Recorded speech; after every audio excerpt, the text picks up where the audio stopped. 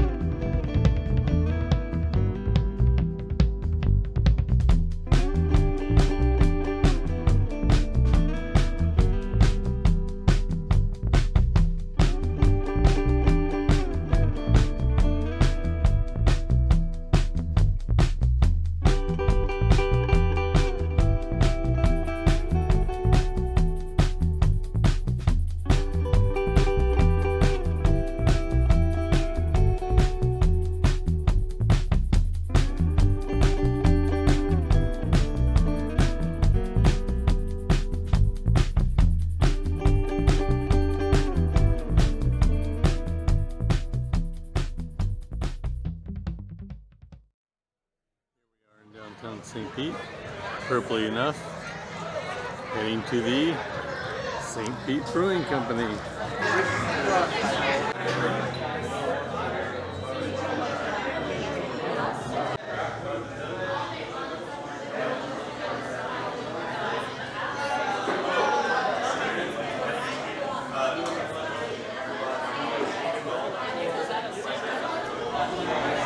Great St. Pete Brewery, Cage Brewing. They're kind of in a cage, but it's a lot of fun.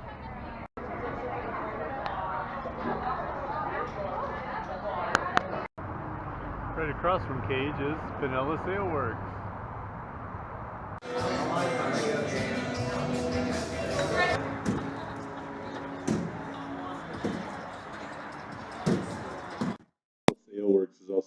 Paw, P-A-W, because it's a very pet-friendly place.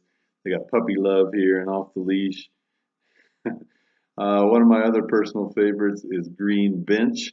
They have a really excellent line of pale ales, and they've got some great outdoor space where you can sit, or you can belly up to the bar, sit inside. If it's too hot out, stay in the air conditioning in the summertime in the Florida heat.